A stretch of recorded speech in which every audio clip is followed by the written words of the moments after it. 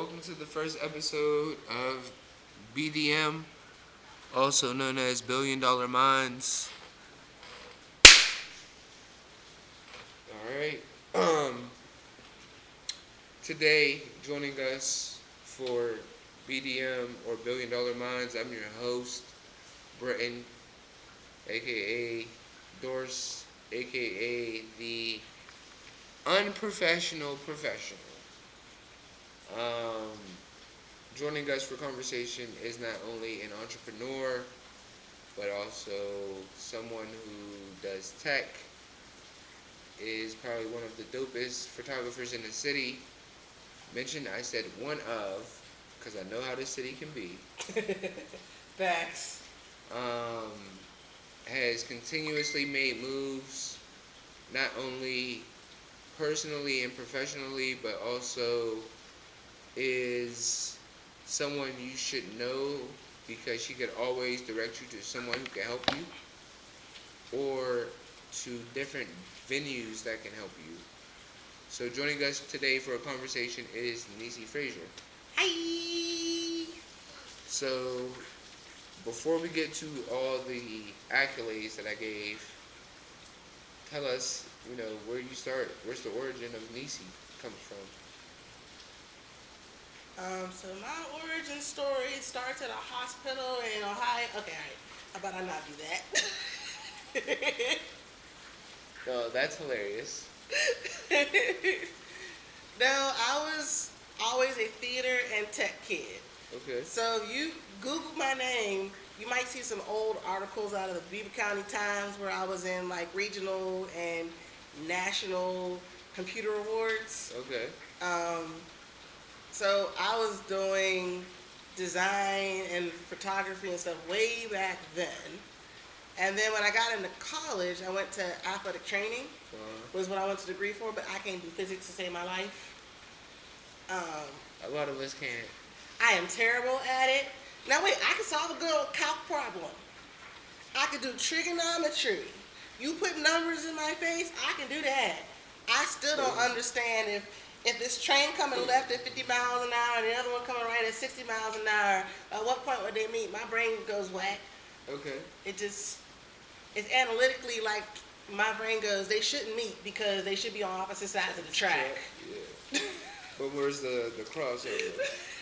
Just like, I'm passing by this one's passing by this one. Where should they be? Where should they be at? Right. My brain just stops there. It's like, I don't know. Okay. So I went back to computers. Okay. So I got a degree in digital media and communications, and then I kept my other degree, which was psych, because the way Duquesne works, if everyone knows about Duquesne, if you fail a class, you get a D or less, which they consider D's failing. Mm-hmm. You get a D or less in Duquesne, in a specific program that you're in, especially one of the health sciences, you have to either sit out a year or change your major. Oh, wow.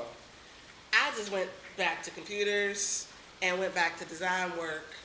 And I remember fighting with the dean who let me in. It was like, I didn't even take none of the prereq classes. I was like, I'll be fine. I can ace these. I did these in high school. And he goes, yeah, okay, we're going to see. I'm going to sign off on these. And you come back to me at the end of the semester. I aced every class. And he was like, oh. Okay. So that's where we get the origin of all of the technological things that you're into. Yeah, that's where the tech and the design comes from, because I had been doing it as a kid. Okay. Where are you from? Are you originally from Pittsburgh? Or are you from... I'm from the suburbs. Of Pittsburgh? Of Pittsburgh. Okay. So depending on what time in life, I was either in McKeesport, okay, Clairton, and I ended up graduating from Beaver County at New Brighton. You know McKeesport is a hood, and... Clairton's a hood. McKeesport is a hood. My granddaddy, my granddad still lived in McKeesport, and my mother still lived in McKeesport, because I was with my grandparents. But they all still lived in McKeesport when I had moved out to Beaver County. Okay. So when I say culture shock. Culture shock. Culture shock. Because, us black kids, us hood kids, Oh, my hair tie break. Oh, I got this separate shoestring. Let me just tie my So- hair up with the shoestring and go, right? Me being the black kid, not thinking about that, I was like, my hair tie broke. Only thing I had left was that shoestring at that moment. I tied my hair because I was playing a soccer game and go. White girl. Oh, you must be broke. You ain't got no money that you had to tie your hair with a shoestring. My response, shut the hell up before I beat your ass. And you have to realize that's coming from the hood. A lot of areas that you would not be in, young white lady. Right. I had to learn how to switch up me so that I could survive. Not necessarily fit in, because I didn't really want to fit in, but I had to switch up so that I could survive. Okay. One thing that was going for me was I was the smart black kid. Yeah. So when I came from the hood, I went to the white school. They gave me this little white girl as a tutor because she was the smartest one in class. And they're like, she don't know how to do this. She's so far behind. They was treating me like the black dumb kid. The black dummy. And then when the girl was tutoring me and I finished all my assignments in like a couple of weeks, and we were just sitting there because I was the kid that get bored. I'll just start drawing because I ain't got nothing else to do because I'd be done before everybody else. Teacher was like, why aren't you doing work? What are you doing? Like, you know, they was ready to give me that business. They was ready for it. And the girl goes like, she's done all the assignments. They were like, wait a minute, what do you mean she caught up? Yeah, she caught up.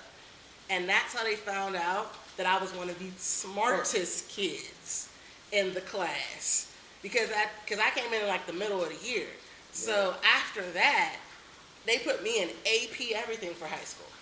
AP this, AP that. The only thing I didn't do was AP English because I was like, I'm not spending my summer reading books. I feel that. We wasn't doing that. But that's how I also survived too. Because I became the smartest kid and I was black. We got a smart one of those. The token black kid, yeah. So whenever I would win a computer competition or I would be in band or I'm in a musical or whatever, you know, I was paraded around.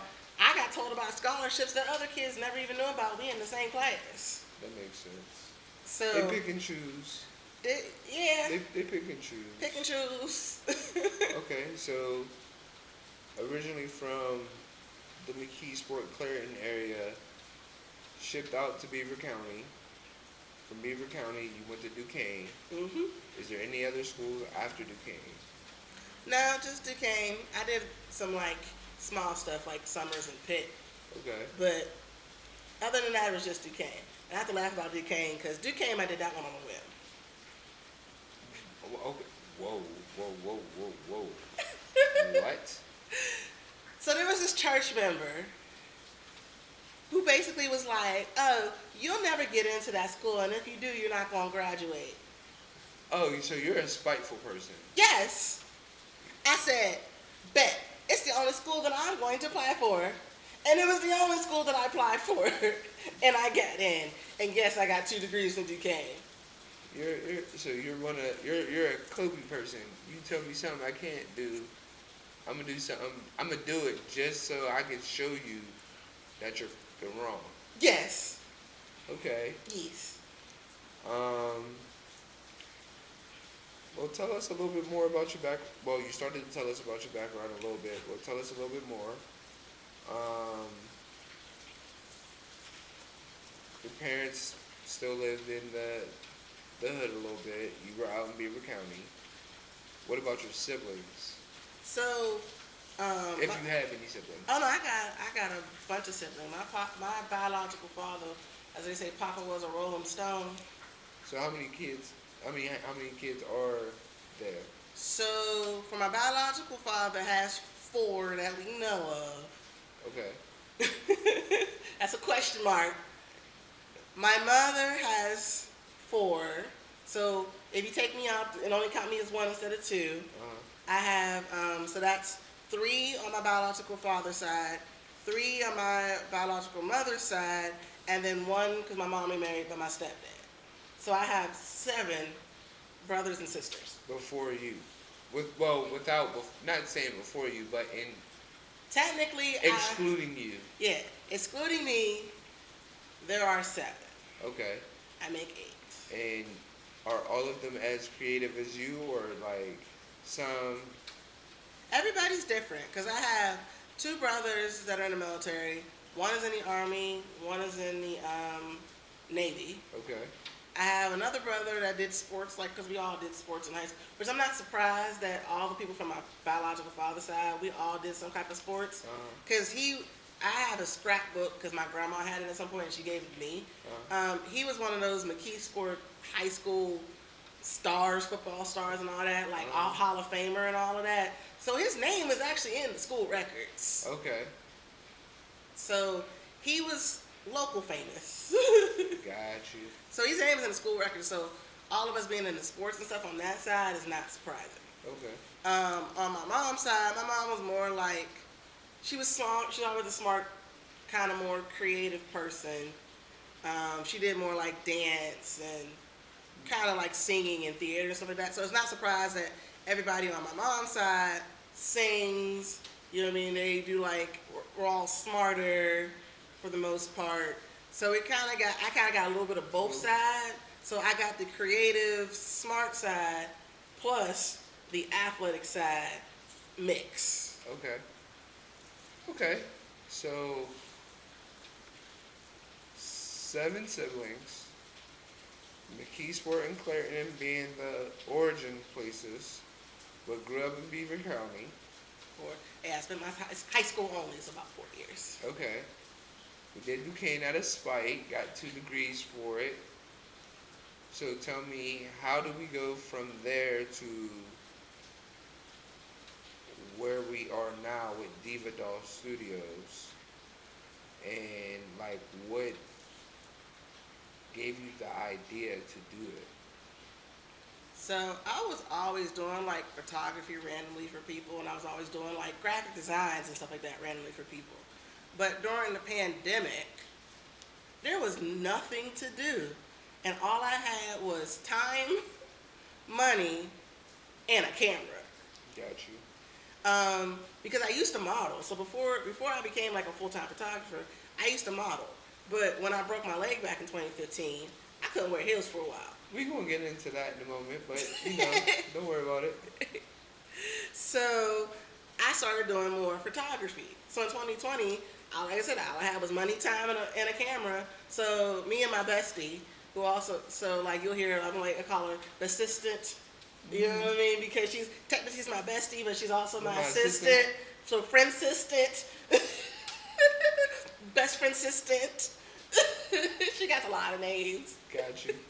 But we used to there was this place out in Wilkinsburg, and we used to, like, he used to rent out like spaces that you can do photography and stuff like that. So at first I would just invite people over just to shoot. Wasn't making no money, but I would still invite people over just to shoot. And eventually I asked for, because there was this one like garage spot that they had. They had like this real, it was cute. It was ghetto as hell.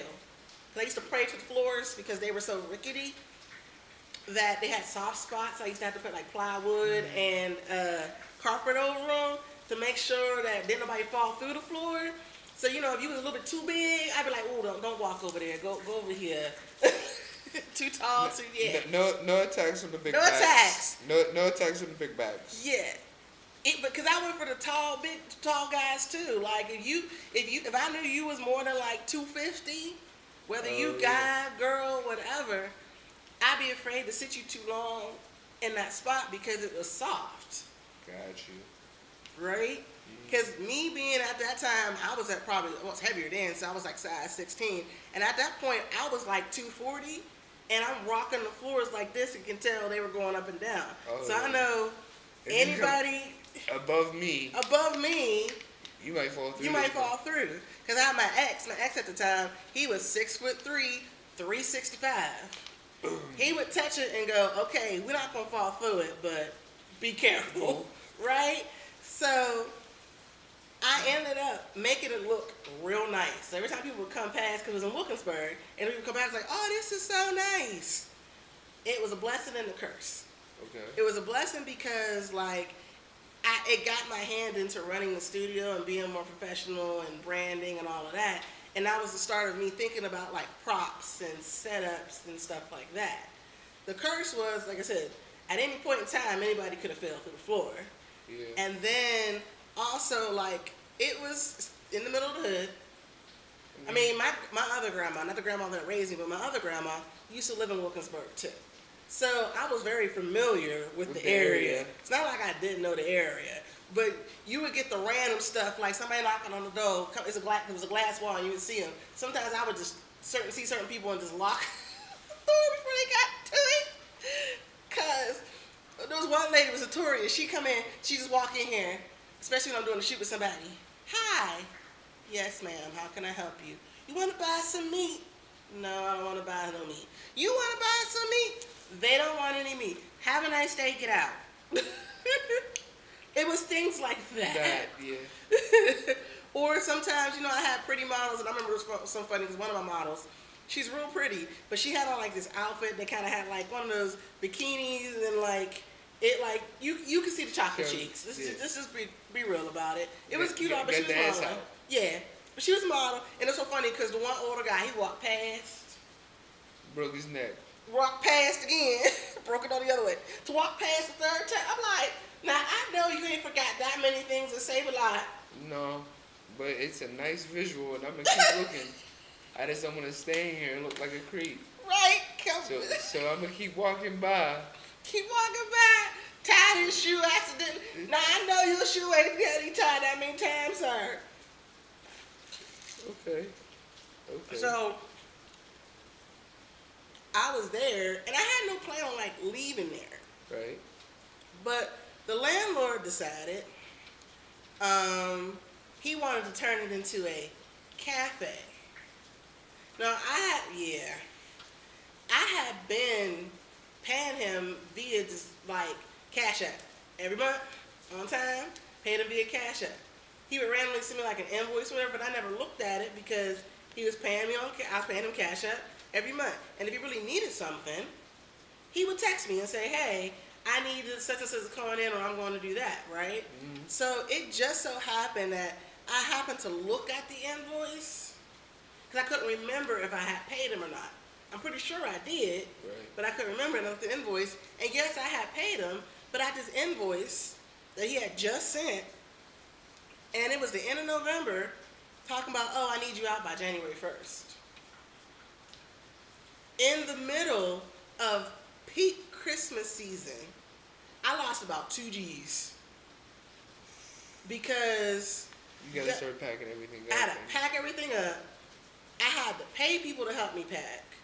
I couldn't really do Christmas photos because it's like, if you ever come around my studio during Christmas time, the whole studio is decorated. Yeah. From head to toe. Oh, I was here. To Christmas. Nutcrackers. Fake snow. This whole set was its own scenery with 5 trees on the back that all lit up, right? Yeah. Christmas. That place was 1/3 of the size of this. So basically it was like, Christmas trees or whatever. It had the couch and the fireplace that worked because the place also didn't have heat. Okay. So which is why I had the working fireplace. So that fireplace, it made look good for photos, but it also kept the place warm. Got you. It had some problem. So basically I ended up losing out because of the fact of him trying to kick me out, wherever. And then eventually he was like, "Oh, well, you don't have to leave in January. You can go in February." So that gave me another month or so to get myself together because I was trying to find a place. And it was hard finding a place. And I ended up finding this place. Mm-hmm. Now, nobody had been in here for a few years, right? And it just so happened because of that Duquesne connection, that's what helped me get this place. Look at that. I did you out of spite, and now look at you helping me out. Right. That Duquesne connection was one of the things that actually helped me get this place. And I was still going back and forth, because I'm like, this place is big, and it is dirty, but I had nothing else. And it was one of the cheaper places in the city. Yeah. Because they wanted stuff for they wanted you to pay like $2,000 for a box, like 900 square feet. This place is $2,500. They wanted 900 square feet box in Larmer. No. Larmer. No, I'm good. For $2,000. I said, huh? Yeah, no. You want $2,000 for me to go to Larmer? No. Absolutely not. That ain't it. That's not it. I'm not paying. That ain't it at all. No. Like this isn't like it's a shady side. No. It wasn't a south side. And we back in the hood. I was already in a hood place, and the hood place didn't cost me no $2,000. Not to go back even more into the hood, to be $2,000. So I was like, forget it. I'm gonna just get it. I'm gonna take the leap, and I did it. It was my best and worst decision in my life. Okay, so before we get to the studio process, right? You mentioned that you modeled. Yes. How long did you model for? I had started officially modeling in 2006. I started modeling because I was doing theater. Mm-hmm. So like I used to do the makeup and the hair and the dancing and singing and all of that. And in 2006 I was close to like graduating from school. Right. And somebody seen me walking down the street and they were like, hey, you want to model for a show? You should go audition. I was like, cool.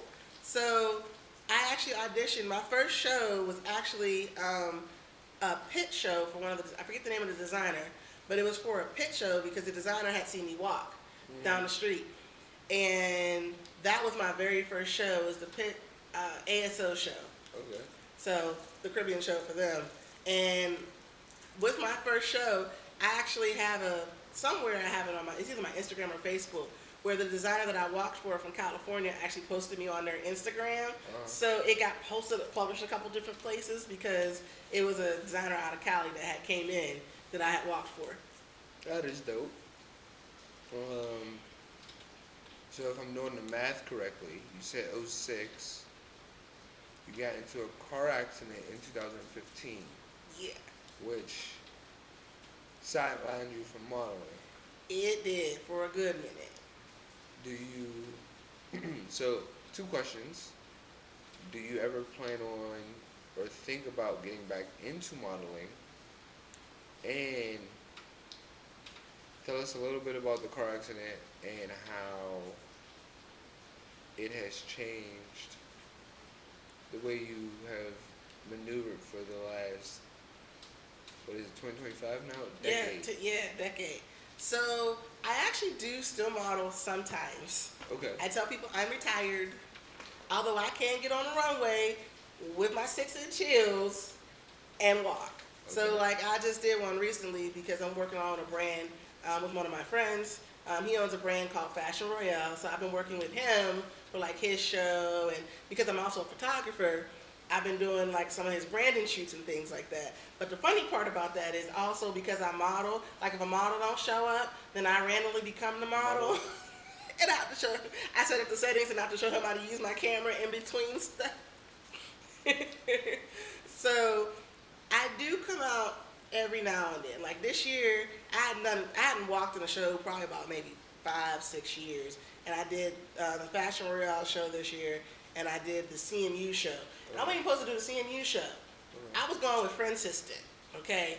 Bestie was modeling, and she was auditioning for the CMU show. And then I said, well, I'm just going to go with you with moral support. And because the person that ran it was my friend Prince. And they like, and you know, I get up there and walk. I'm like, I'm rusty. They're like, good, we'll see you in the show. I'm like, I was just coming out here to support. Support. I wasn't necessarily trying to be a model. No, I get that. Support. So I do model every now and then. With the car accident, what changed some things is probably my outlook about how I was really trying to do things. Because at the time I had, when I had the car accident, I actually had a fit modeling contract with a company. Oh. And I couldn't do it because obviously I was in the hospital. All types of messed up. All types of jacked up. So, and think about anybody that knows about fit modeling. Most people think that runway modeling is what pays. No. Runway modeling don't pay you jack or squat. Sometimes you have to pay, like a lot of people that go on New York Fashion Week to walk the runway shows, a lot of times you have to pay just to audition, or you have to pay to be in the show. Oh, no. You don't make money, like it's good exposure because it's New York Fashion Week. Oh, I made it on this runway or that way. It's good exposure, but you don't really get paid from it. What pays is fit modeling. Like I was supposed to get paid $100 an hour just to stand there and then to measure me. The only thing that I was required to do was to stay a size 16. I wasn't allowed to gain or lose weight. I just had to stay a size 16. Which bet, you gonna pay me $100 an hour to stand here and go like this? Give me my check. Okay? It's ironic that you said that because I went to Point Park, and one of the guys that I ended up on Ellen and all that type of jazz, he was on the basketball team, but he had really nice abs. Mm-hmm.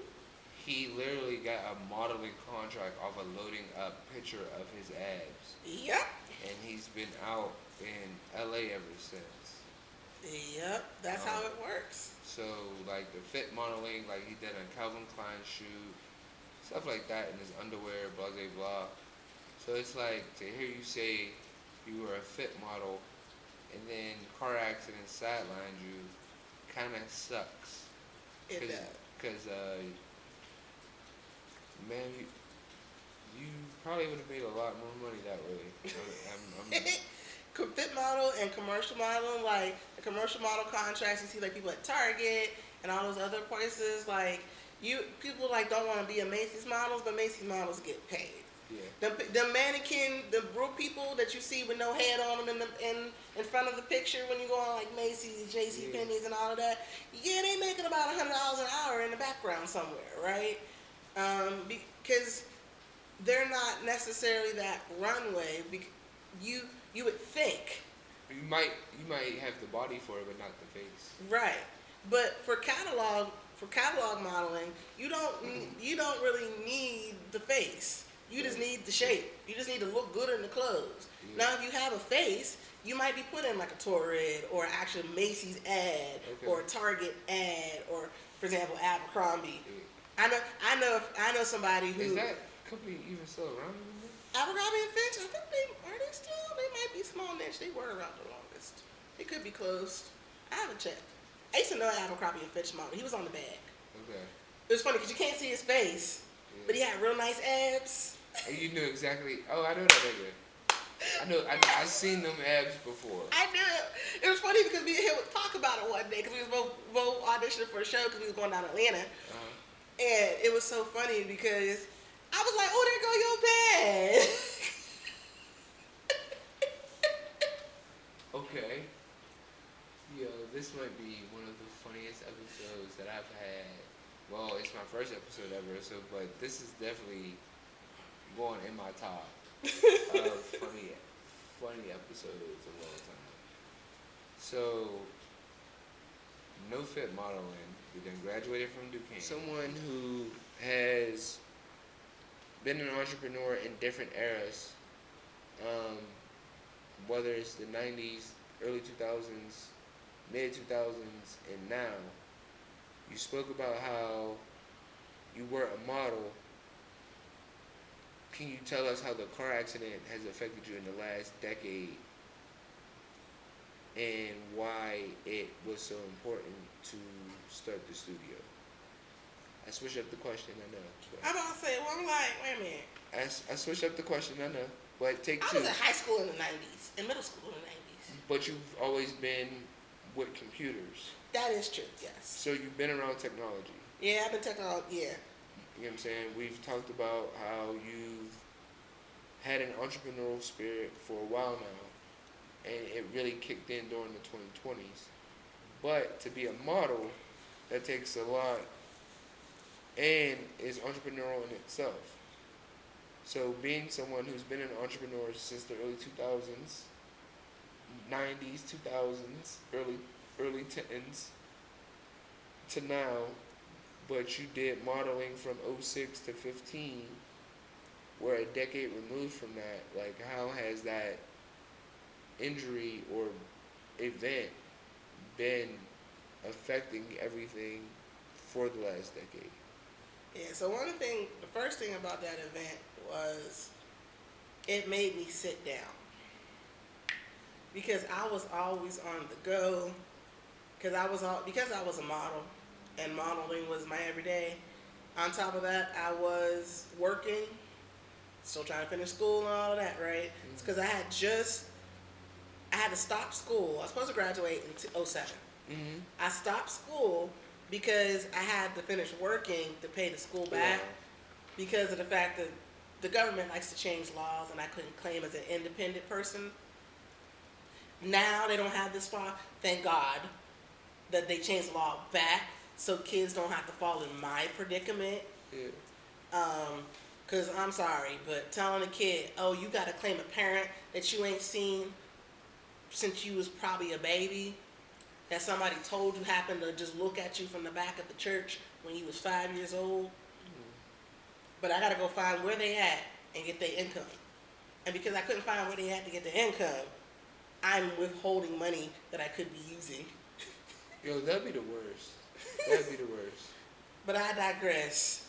School, stuff like that was trash. But, so at that basically point in time, right before then though, I was always on my grind. And I was straight grinding. Sometimes I wouldn't get more than 4 or 5 hours of sleep at a night because I was always grinding like, what can I do to make me money? What can I do to get myself out there? And I was on the go, go, go.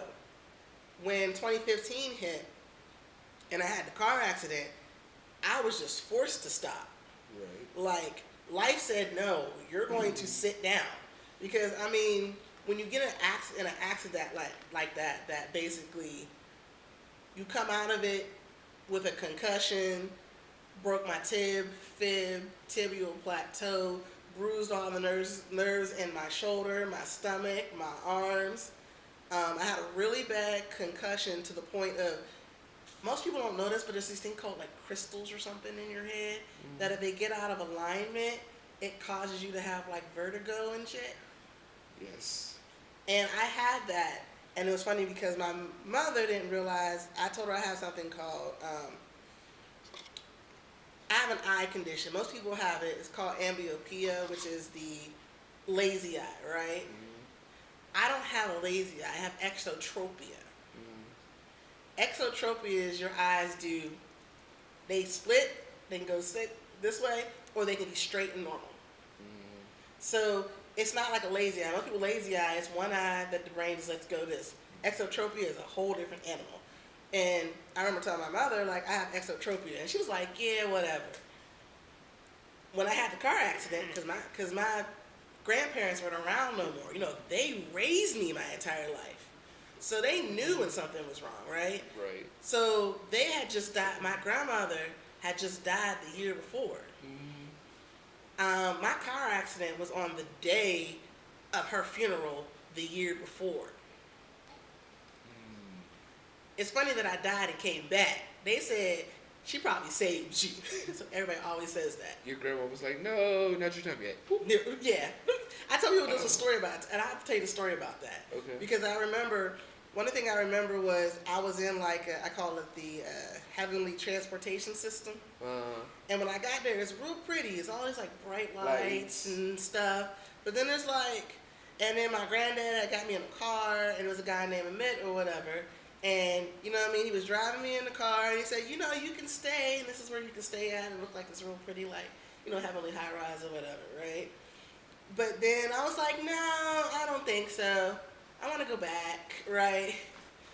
Not knowing what the hell I was going back to. I want to go back. So then the next thing I know, I'm in, like, this transportation.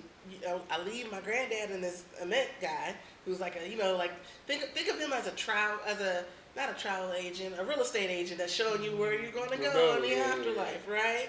Which I have stories of the afterlife that I can tell y'all, but where I knew people were dead before they were. We can do a part 2. We can do a part 2 on that one. But we basically I was in it, and I'm looking around like, okay, who are all these people? There's like these people, but they had like bright lights. with no face, and they're like speaking a language that everybody can understand.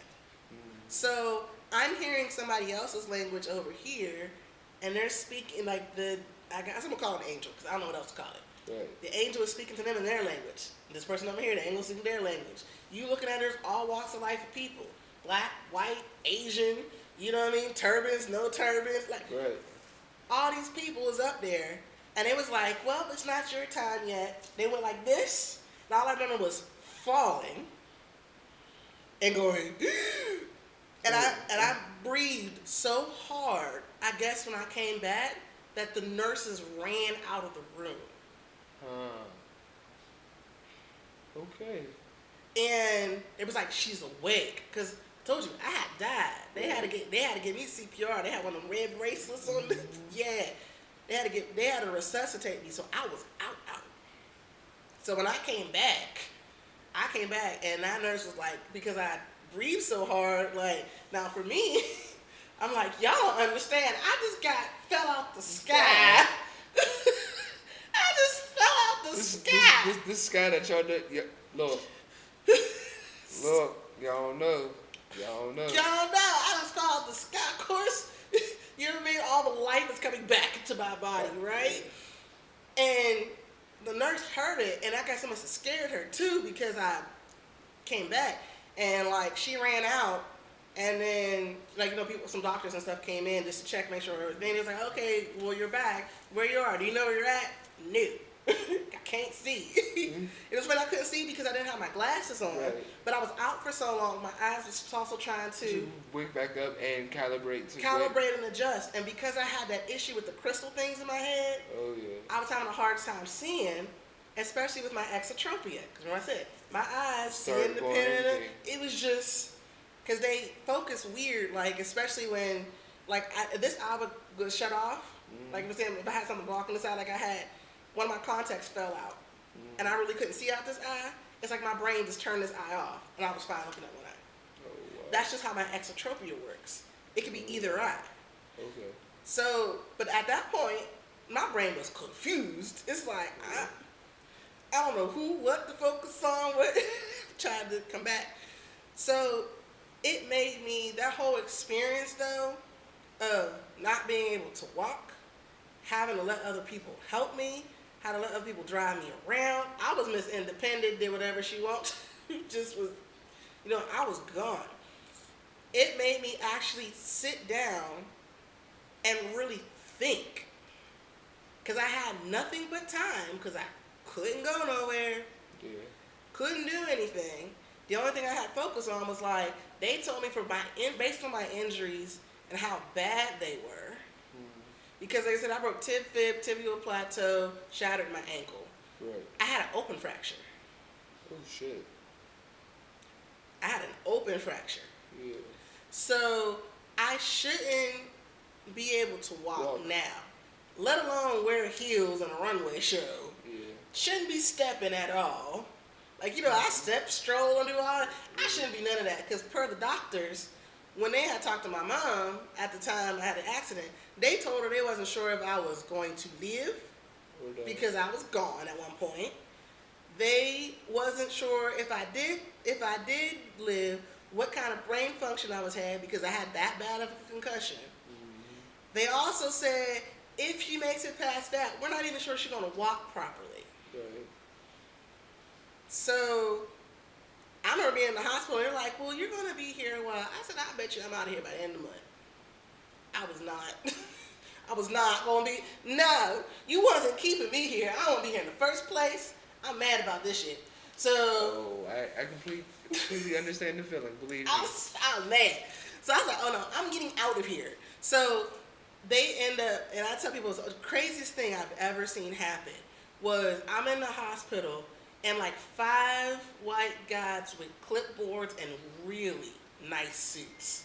That's all I remember is the guy, clipboards and really nice suits. They came to my bed. They're like, pens, papers. You sure you don't want to stay here? We have one of the best trauma units. We have this. We have rehab. No, you're not keeping me in West Virginia. I have no family here. Like, I have church members that was coming because I had no family in West Virginia. we had connectional church. So we had church members that I knew that knew my parents and my grandparents. So they was coming to see me. Oh, yeah. They was coming to make sure that I was okay. I'm not putting my hands in a complete strangers. Yeah, but then they weren't strangers to me because they've known me since I was a baby. But that's why they came to me first, and then other church leaders came and like pray at the bedside or whatever. Yeah. But at least the people that I knew came to me first. But I don't want to be there in the long term. None of my family support system is there. Like, you better than me, because not to make this interview about myself, but yeah, we said this is a conversation. I just recently had 2 strokes, and I could probably count on both hands how many people actually came and saw me. Like, and that's about it. But like close, like super close relatives, not really. Frat, not really. Like, the people that were consistent on seeing me were people I did not expect. You find that out too, because I will say that.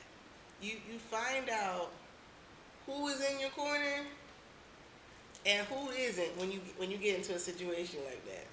So that is probably, you're hitting the nail on the head on another thing that I figured out. Like, oh, you might not be my friends.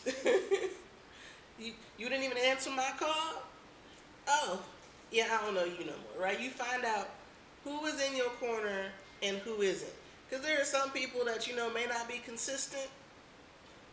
But we gotta see each other and pick up right where y'all left off. Right. Or the people that you thought, you know what I mean, that you weren't even a friend. But they come to see you or brought something or gave you something. You're like, oh, okay. We might not be close, but you still good peoples. Like, so it changes your mindset a little bit like that too. So like I said, it was a period of, I had nothing but time to think about things, right? You have nothing time but to reflect, to think, and for me, because I'm just not a sit-around person, I was strategizing, because at that moment, I was strategizing, how the hell am I going to get out of this hospital? Because y'all ain't going to keep me for 3 months. Yo. Look, they be like, okay, in order, because they be trying to play with your insurance. Well, my insurance was good. They would have kept me as long as I would have wanted to stay, because my insurance was paid out thousands of dollars, and they didn't even ask why. Look, I'll tell you right now, which is probably get my insurance in trouble, so I ain't gonna say who the insurance was at the time, but they paid the hospital charge stuff that belonged to my friend at the time on my deal, because my insurance, we was in together, and we had this accident, but my insurance was paying stuff that her insurance wasn't. Okay. They kicked her out. They was like, oh, bye. Me, they was trying to keep me, but I had really good insurance. Yeah, so, not to, like I said, I don't want to get graphic, but I got like a tube in me. And before I got the tube in me, I was perfectly fine. Like, I could do my push-ups, I could do everything, move, you know what I'm saying? But I couldn't swallow, thanks to my stroke. And they were like, if you don't get this peg tube in you, you're going to die of starvation. You're going to die of malnutrition. Oh, yeah, malnutrition, yeah. And I'm like, yo, I can eat a pudding. There's no need to put this tube in me, because I was already malnourished before I even got in this bitch, bro. Like, y'all can chill out. I know there's soups that have the same consistency as pudding or are thinner. He was like, I'm good. Like, the doctor's like, yeah, no. I'm like, yeah, bro, you fucking me up. Because, like, you put this tube in me, not only, because I also had a job set up, because I was unemployed. And I've been unemployed since December 2024. So it's like, bro, I could have been working by now. Yeah. Like, you know what I'm saying? And now, due to the strokes, I'm being told that I can't work the rest of the year. Yeah. Unless it's work from home. But then again, if the work from home pays more than disability, then I'm cut off from disability. Well, but you also look at it this way. If you find a job that for work from home and it pays more than disability, Oh, absolutely take it. take it. But it's just everybody wants a work from home job now. Well, yeah, because that's one thing about 2020 pandemic is everybody was like, because when people stopped working the bullshit jobs, or people didn't have to go into the office, like now in tech, you can't pay me to go to a job. There was a company in Pittsburgh that they were like, we will make you the VP of this area, because they sought me out. Like, if you see my resume is stacked. I am 19 years in the industry. I had my 19th year anniversary back in March, right? Congratulations. Thank you. And I'm stacked because I've been in every position: QA, BA, PM, PDM, project manager, like capability manager. I know automation testing. I could do CSS, SQL, HTML. So I have so much that they were like, and currently I'm a senior lead scrum master at the company that I'm at now, right? I've managed people in my past, up to 14 people that I've managed at one point. So I have the background and the skill set. And I actually, because in certain levels for like VP or senior lead positions or director's positions, you can't just get them type of positions. They scout you. Yeah. It's one thing about big companies. They scout you. Yeah, they look out. They look out for you. Yeah, they find us. I had a few companies that came to me. They're like, we have this position open. They was like, but you got to come in the office hybrid 3 days a week. No. Why would I give up my work from home to come work for you 3 days out the week? You know how it messes up my current lifestyle? My current lifestyle says I can leave on lunch break, go pick up some stuff or go grocery shopping or do whatever, and come back. Yeah, it does. I can go to the bank without any problem. Because you know, when you're working in the office, even back today, even if you possibly got a lunch, you can't just go to the bank. You can't just go pick up medication. You got 15 minutes. You got 15, right. You'd be lucky if you make it that far. Maybe if your bank is in the office. So like, a couple of my reasons I have a couple of the banks that I have now is because they were in my office. Yeah. You know what I mean? I didn't pick them because they were good banks. I picked them so that I could get to them. That makes sense. Because, you know, at that point, stuff wasn't open on weekends either. Like, banks used to be closed. I mean, they're open on Saturdays now. But back in the day, they were closed. It was only open Monday through Friday. They weren't open on Saturdays, and if they were on Saturday, they closed early. Early, there it is. Like the ones, because not all of them, but some of them, because like the federal one was a credit union, they weren't working on weekends. No, credit unions weren't, but like, I know Citizens used to be open until like 1 or 2. PNC closed at 12 at one point. PNC closed at noon. At noon. And opened at 9. Who right. the fuck is getting up at 9 a.m. to run to the bank? Dollar Bank used to do, I think, until like 2:33.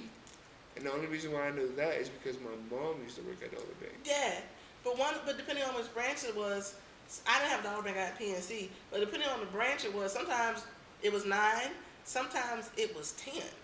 And it was only open for a few hours. And if you ain't you needed to get there 20 minutes before. Because if you got there 10 minutes before they closed, they act like they ain't seat you. That door was locked. But going back to the accident, it made me sit and think. So it made me strategize. So my first strategy was to get out of the hospital. So what I did was, they tell me I gotta do 10 push-ups.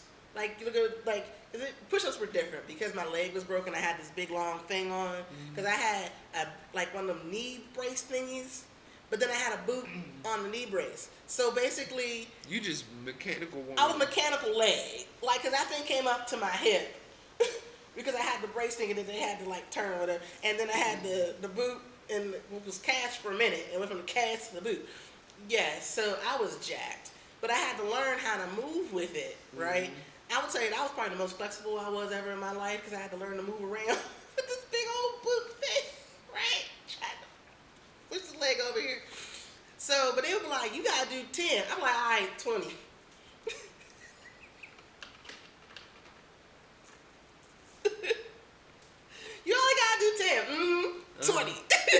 like, no, because y'all not keeping me here. You're not keeping me here. What I gotta learn to do, I gotta show how to get out of this car. All right, I got you. Look, I would do it 3 times. You only need to do it once. No, I need to do 2 more times. No, I got it. No, I gotta do it. I gotta do it. I had got so good that I have 1 glove left because I don't know what happened to the other one. But the nurses would be happy to come see me for therapy. Yeah. They gave me racing gloves for my wheelchair because I would obstacle course around the hospital. Yo, we are too much alike. Oh my god. Oh my god. Yo. So, dealing with this stroke, my physical therapist and my occupational therapist, I probably shouldn't be saying this because I'm still going through all that shit right now. Yeah. But they were like, we don't know what to do with you.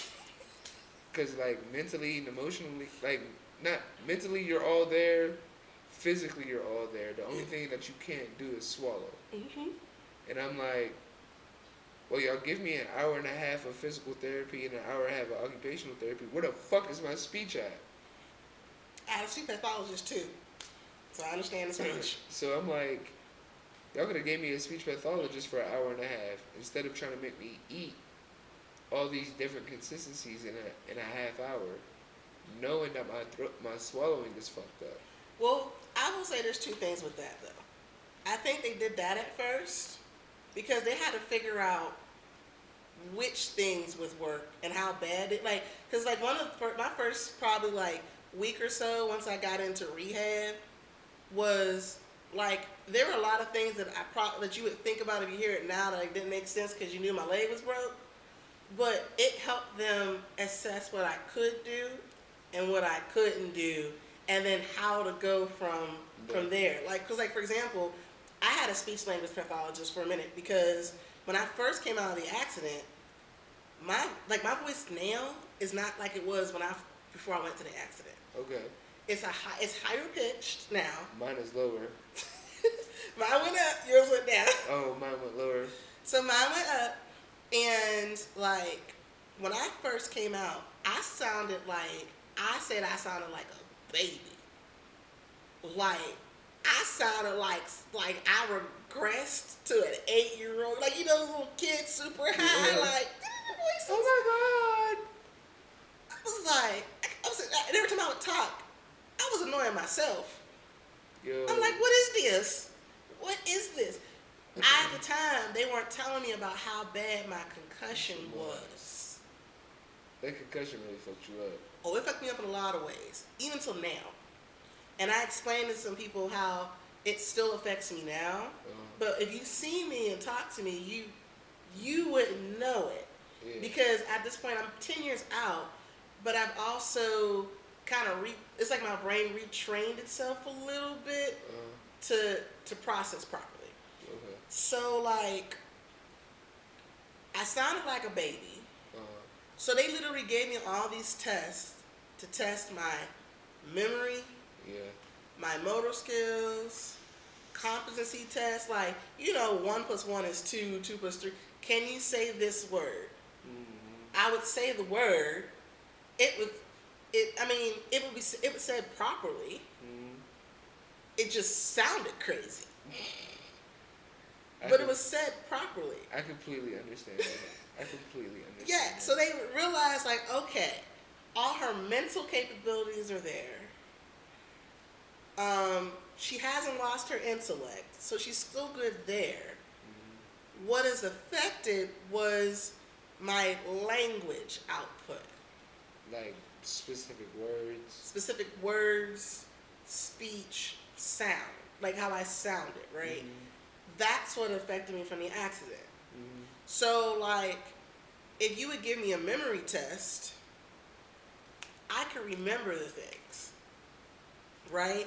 But at first, sometimes it would come out sounding weird. Yeah, I get what you're saying. They would ask me to say it again, and I would say it again, and eventually it would sound proper. Yeah.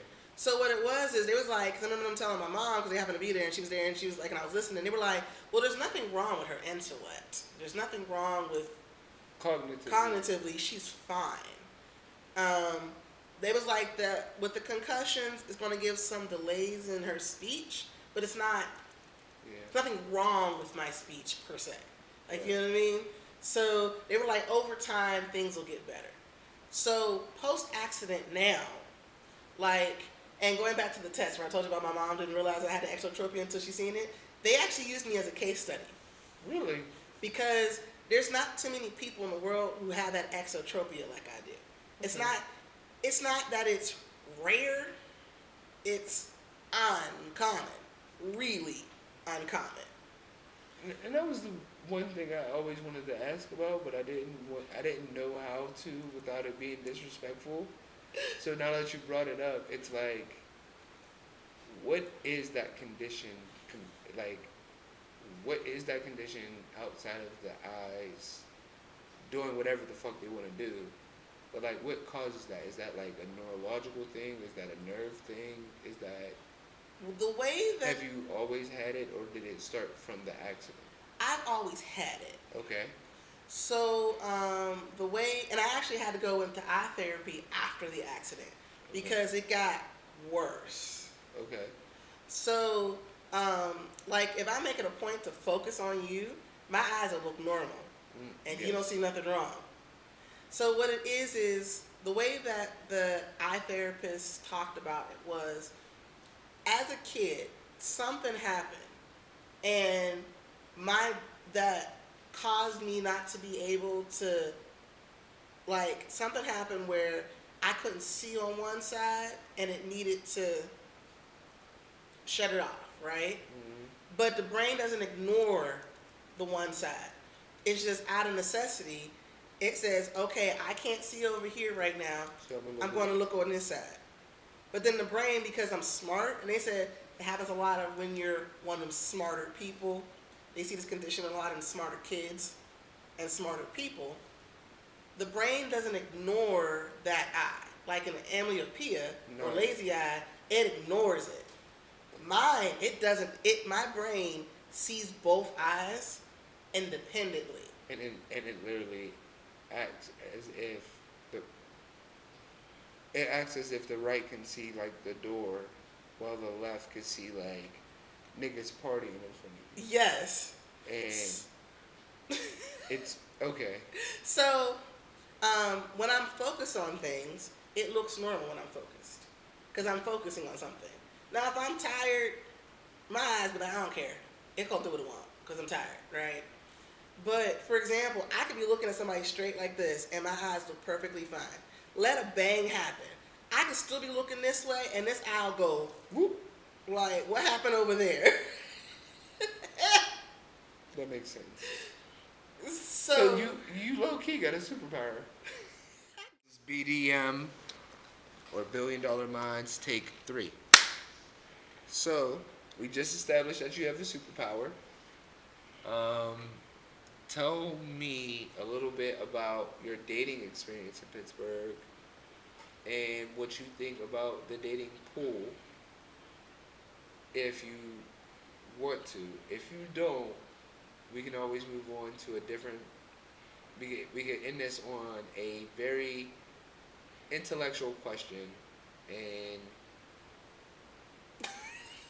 okay, got it. I got the cue now. I got the cue now. I'm about to say. I say it. All right. I'm a very blunt person. Listen, I got the cue now. I'm a very blunt person, so we can talk. If you want to talk about it, this is if you want to talk about it. I will talk about it. Because for me, dating has been. I've been more of a hoe than a husband. Dating in Pittsburgh is doo-doo water. Okay, doo-doo water. Cause like half of these niggas got wives or girlfriends or people living at home with you, and then they want to be like, oh, let's be friends. No, nigga, you got a girl living at your freaking house. I'm trying to curse too bad because I don't want you to get demonetized. But you got a girl living at your fucking house, right? You got a whole wife at home. I don't know what y'all situation is, but why you trying to talk to me when I just seen your wife at the last parties? Like, because they don't care. Didn't you just post your girlfriend the other? I'm I'm even one of them people, like, if you get to know me, you know that I could do poly if you wanted to do it. If I want, yes, you've said that before. If you really want, like, if you want to, with boundaries. Absolutely. Right. But I refuse to be somebody's side chick. I will not be your side chick. Okay? We will not do this. I will not be somebody's side chick. This is where we differ. Yeah, definitely, for sure. Because I'd definitely been a side nigga. Yeah, what you call it? You boyfriend number 2. I definitely been boyfriend number 2 without being boyfriend number 2. I'm just the nigga you call when you want dick. When your man ain't acting right. I will not be somebody's side chick. Now, have I had playmates in the past? Like I said, the people that I just called, because I wasn't really with nobody, and they were fun friends, right? Mm-hmm. Yes, I've had fun friends in the past. But I will not be somebody's side chick. You is not going, like, I got to sit over here in the corner while you all on Instagram, Facebook, whatever, giving your girl flowers, and I got to wait till the day after. Yeah, no. We ain't doing that. Yeah, no. We just not doing that. Matter of fact, get your shit together. And if you want to, like, because there are dudes that really want to be like the poly lifestyle. But don't know how to say it. Well, it's not even that. Because in the one situation, they said it. But they girl don't want to be poly. So but that's what I'm saying. So either way, like, bro, you right. You stuck. So you want to be with her and me, but you don't want to tell her about me. She probably half knows. She checked your comments long enough. She probably half knows. Well, look, I done got blocked from a couple people's social medias, even though I ain't did shit on them. But that is a whole thing. Ain't did nothing. Oh, I got muted because this is why I said, like, I need more emotional. I need to stop acting so emotional. Mm-hmm. Like, period. Shorty muted me because she didn't want to see my stories. Because my stories were like, if you're letting people disrespect your relationship and your man, Shorty, you're the problem. See, at least she was muted. Like, but how do you mute your boyfriend or man at the time? I can understand mute. Sometimes people talk too much, right? And that's the part where I'm learning I need to shut the fuck up. I can understand mute. I got whole blocked and gaslight about being blocked. Oh, we got there before she unfollowed me, and I said, no, don't unfollow me. I want you to see this glow up. You like, no, unfollow me, see it? No. I want you to watch it. I want you to watch this glow up, just like I want to watch you glow up. I don't want to wish you no ill will. I don't hate you. I just wish you were a better person for me. That's a real talk. That's understandable. And that dating pool that we are discussing, it is worse than fucking sewage water. It might as well be, you know that sticky shit at the bottom of the barrel?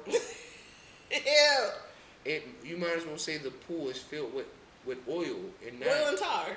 Oil and tar. Oil and tar. And you're trying to swim through it. And you're trying to swim through it. Like, because even being me so like now I found out the new thing online that women in their late 30s or in their 40s that don't have kids are now a red flag.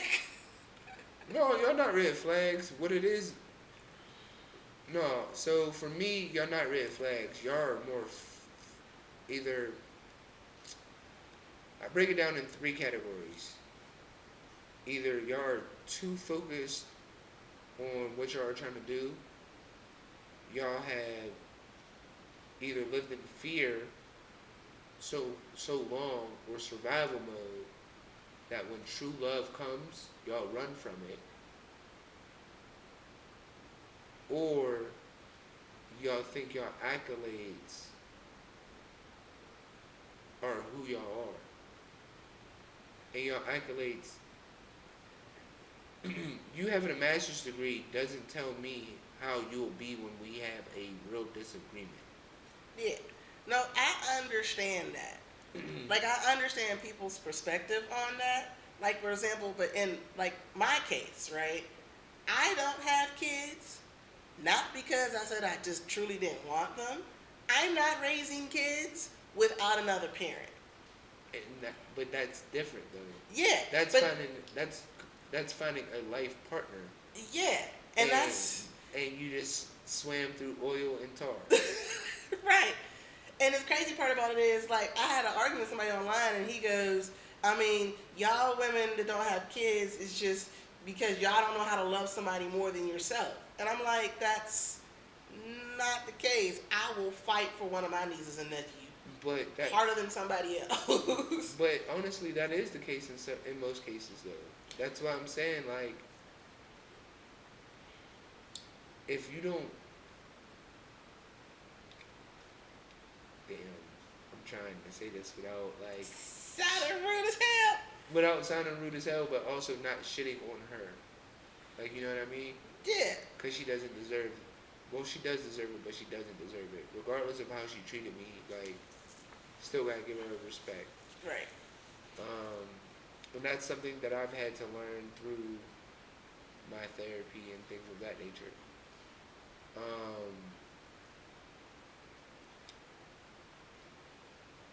It is kind of true though, because like I said, a lot of women would rather hold their accolades. Like, you know who you are professionally, but you don't know shit about yourself personally. To the point where it's like, if I ask you, who are you? And your response is, I don't know. Because I'm so used to being a bottomless pit for all my friends to... But that type of person is a people pleaser, right? And there's a lot of those out here. Yeah. Those in OnlyFans. And it's like, finding a woman like yourself is so far few and in between that when we do find women like you, they've already had kids. So I can see that. So it's like, what the fuck, as a single 33, about to be 34-year-old man, I can't date too far down, and I can't date too far up. Yeah. Unless that too far up comes to me.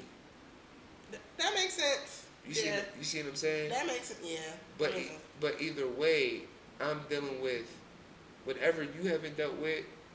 You're dealing with whatever I haven't dealt with, and like, are you going to stay by my side while we individually figure out our own shit, and then together figure out our shit? Yeah, I think part of I get what you're saying. Part of my problem is that, like, even in relationships, I've put other people's goals, trying to help them be better, trying to build them up to where I'm at, right? Because, like, for me in my career, I have goals, I have a plan. At this point, I know how to execute what I need to do, and I do what I need to do, right? Mm-hmm. So me being with somebody who has no goals, don't want to be better, you're okay with being mediocre because that's what your family taught you to do, is be mediocre, it doesn't gel with me, right?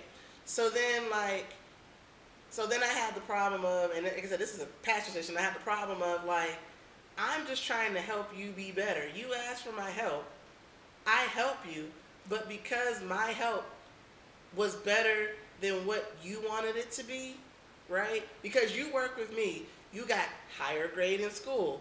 An example was a paper that I wrote for somebody. They got mad because because they were in a bind, and this is an example of something. They were in a bind, they couldn't get their paper done.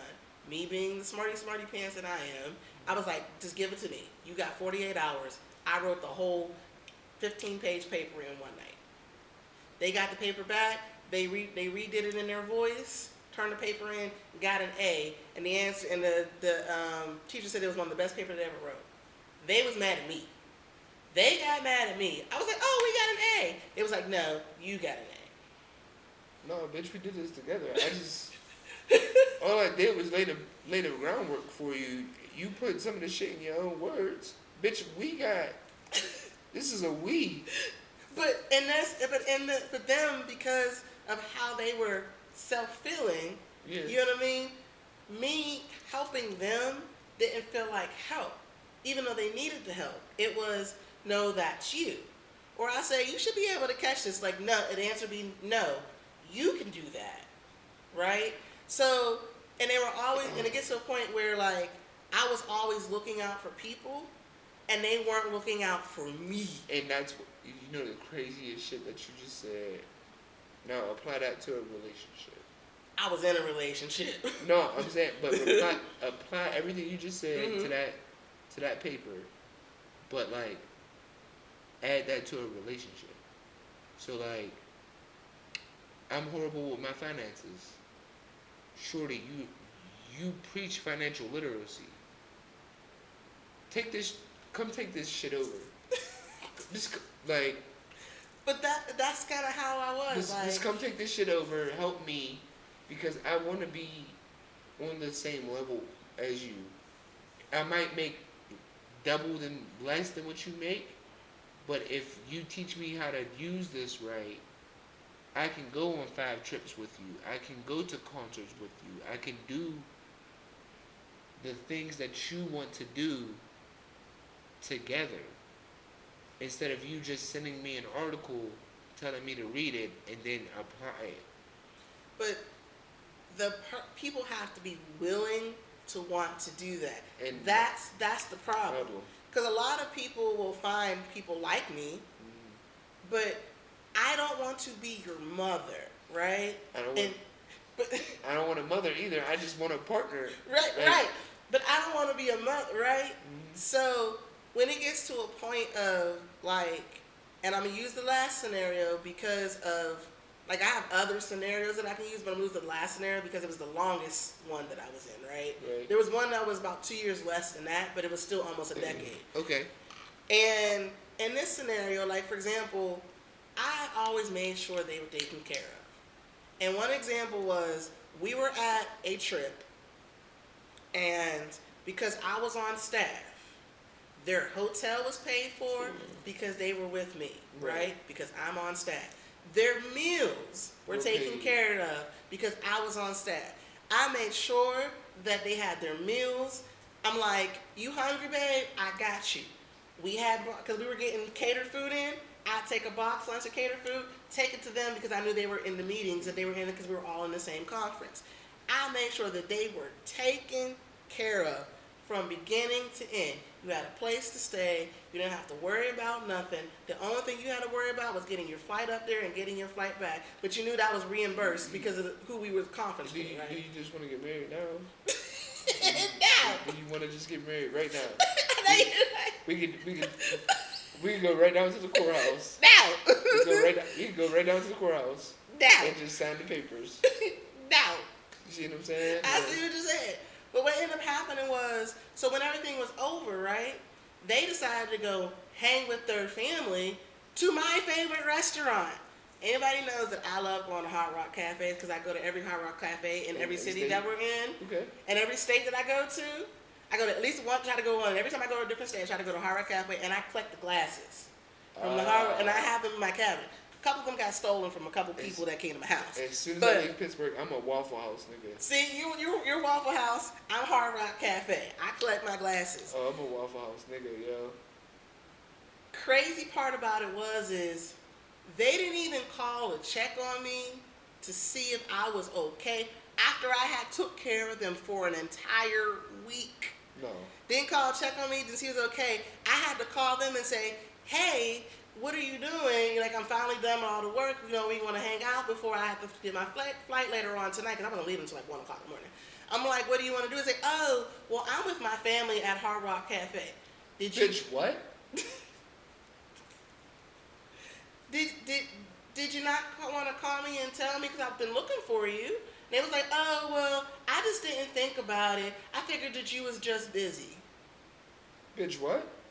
The conference is over. You didn't even think to look for me after I've been taking care of you all this time? So, you know what that reminds me of? I told my uncle this the other day. I think I was talking about movies. You ever see A Bronx Tale? Yes. You remember when he was telling them about like how you know if she's the one or not? She's the one.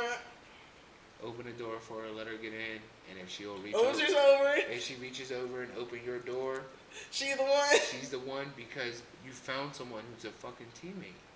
Yeah.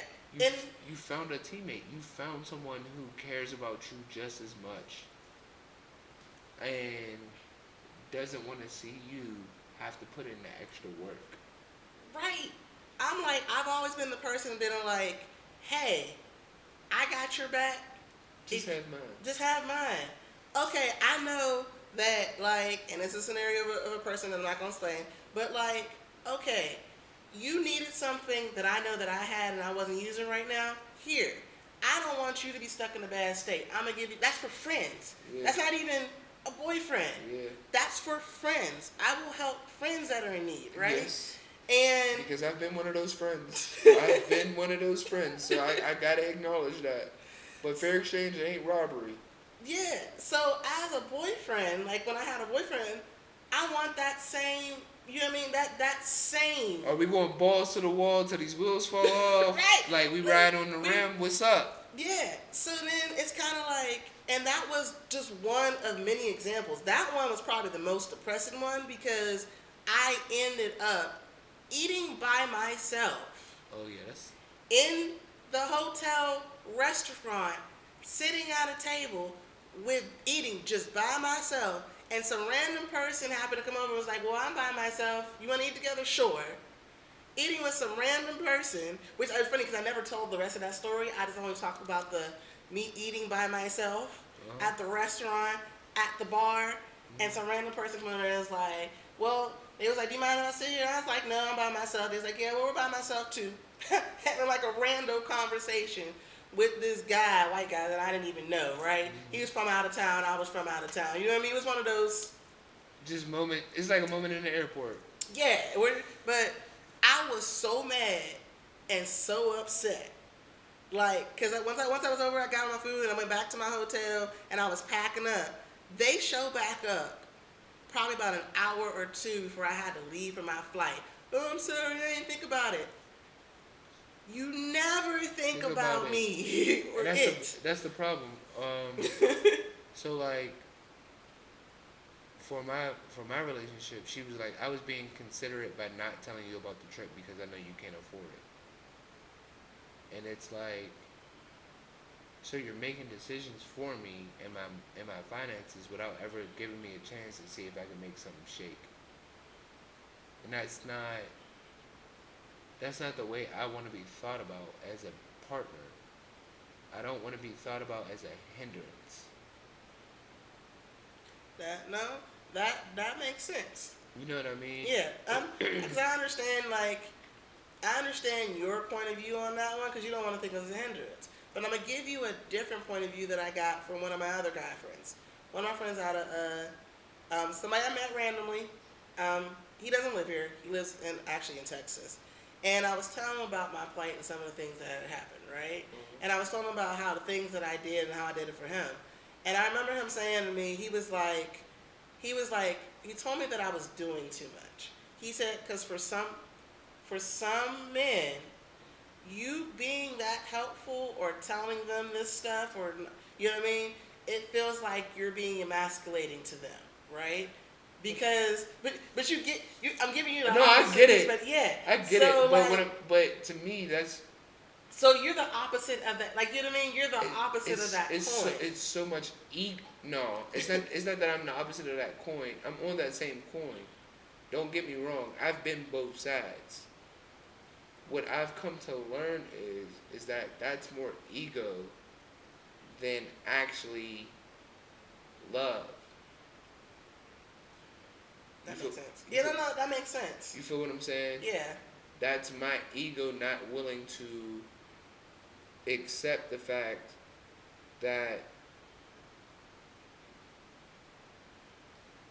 my lady makes more than me, or my lady is more considerate of me, or my lady has put me on a pedestal to an extent that I have to actually show up. You know what I mean? There was a joke going on Instagram that was like, It was a white guy. He was like, "Yeah, my girl makes 6 figures. I can barely afford to tell these jokes every other weekend, but I'm the best boyfriend possible." And they be like, "Oh, you're a beta bitch, cause your girlfriend pays for everything." He's like, "Do you know how good of a boyfriend I have to be broke, and she still be with me? Like, do you not understand? Like, I'm an amazing fucking boyfriend.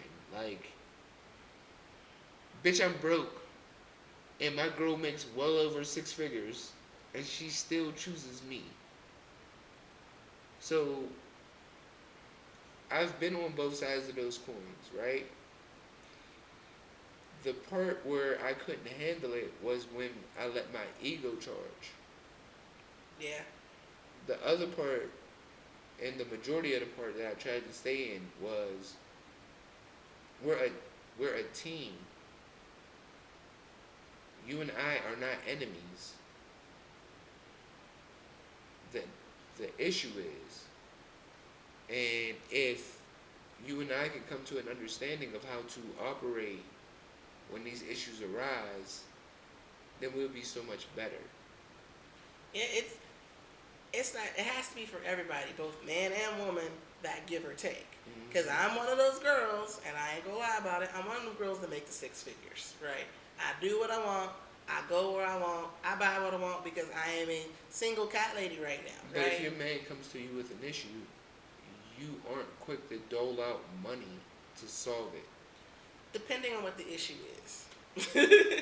You're a very considerate lover behind closed doors, but every time we go out in public, you give me your ass to kiss. Your next thing isn't going to be, well, hey, I just booked us massages.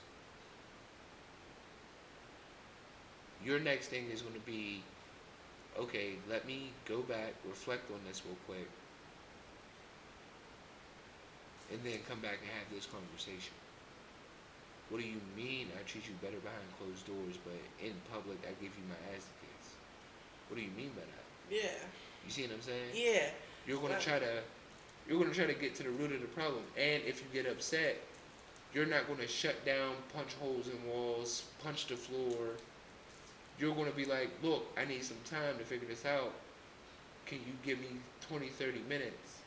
Go for a walk, leave, do something, or you're not gonna wait for me to leave and then send a paragraph message. Yeah, no. I might tell you, wait a minute, let me think about it, or I might get quiet. But you see what I'm saying? But yeah, you ain't gonna get a paragraph message a whole hour later. Now if you text Not me even at the point, not even an hour later. yeah, if you texted me at that point, you might get the message right there. Like not even an hour later. I mean, as soon as you pull off, you're like 15 minutes away from the house that you just. And then you get a long message, and you're like, "Yo, why didn't you say all this while I was there?" That there is a lack of emotional intelligence. That's what that is. That's a whole different topic in itself. But that's all on the same coin, and that plays in the ego. Yeah, like I know, like in my situation, like and only because of how I've encountered things, right? True. Me being that I am that girl that makes 6 figures. That's why I keep telling you, just marry me now. Just now. Just marry me now. Y'all, now. Just marry me now. Look, y'all see me. This is gonna be some jokes that are inappropriate. This is gonna be every episode. However, I don't think people really understand how bad I want to be a sugar baby. Like, not a sugar baby. I want to be a sugar baby so bad, yo. Not a sugar. Like, I want to be a sugar baby so bad. Not Like, a sugar like, ma'am, baby. ma'am, I'll come drop this dick off. I'll come talk to you for an hour. You give me like 4 or 5 stacks. I go home. I put that money, like, y'all have no idea how bad I want to be a sugar baby. Like, not a sugar baby. Oh, before I got into my first ever relationship, I was sugar baby and up. No, I was literally on the hunt. On the hunt. Like literally, either we're fucking or I'm a sugar baby. There was no like relationships did Where we not go between? relationships did not exist in my world. And then I got in one and See, fucked my whole life up. I'm gonna bring it back. I'm gonna bring it back. So, the problem I have with making so much money is I often don't tell now people that see this podcast they're gonna understand it now how much but I often don't tell men how much I make right away. And the reason is because I've encountered people Who just want to use you. there's two scenarios. One, once they figure out how much money I make, they do try to use. Or two, They get intimidated. they get intimidated, right? And the intimidated one is so jacked up because I'll give you a specific situation. Because I was dating somebody, and I had known them since college, right? I was dating somebody, and we was real cool. Like, I go up to their city and visit them. They come down to my city, whatever. We were seeing each other a couple times a month. It wasn't like, it was a long distance, but not so long distance relationship. It's like here to Erie to here. Yeah. It's just it was just, yeah. So, I'm just saying, I'm not saying what the city is, but it's a little farther than Erie, but close enough that you could do the 5-hour, 6-hour drive, right? So, we were seeing each other all the time, right? And everything was cool. Until you found out how much you made. Found out how much money I made. And they weren't where I was. And their response was, hold on, I got to sneeze. Ooh. You okay? Yeah, I'm good. Okay. Their response was, you make how much? Oh, you just need to buy a man. Women like you just need to buy a man. And I'm like, but wait, we was vibing. Way before. We was cool. I've known you for forever. And then all of a sudden, I got auto friend zoned and told I need to buy me a man because you weren't as financially stable as I am. And that was when I was making less money. And that's, and again, like my first relationship, my shorty made like double than what I made, right? Just. It's a train. I mean, we're in the warehouse. That's fine. We can take this moment to sit and let the train go by. So, one of the things that I've also encountered is the fact that being that I am one of those 6-figure girls, I encounter men who, like I said, basically are like one or two things. They might either A, use me when they figure out how much I make, or B, they find out how much I make and it makes them like intimidated. And I'll give you an example from the person that I was dating. I was dating them. I knew them through college. We was real good. They were long distance, but it wasn't so much long distance because like I was seeing them, they was coming to see me. We were seeing it at least twice a month. You know what I mean? So for us, everything was going great. So I thought. And then all of a sudden they found out how much I made. Now, obviously then I wasn't making as much as I make now, but I was still making more than what they was making. Right. And they told me I needed to go buy a man. Girls like you need to buy a man. And I was confused as hell. Like, wait a minute. Hold on. I know you. That's a lot of ego right there. But also, I mean, I get it because,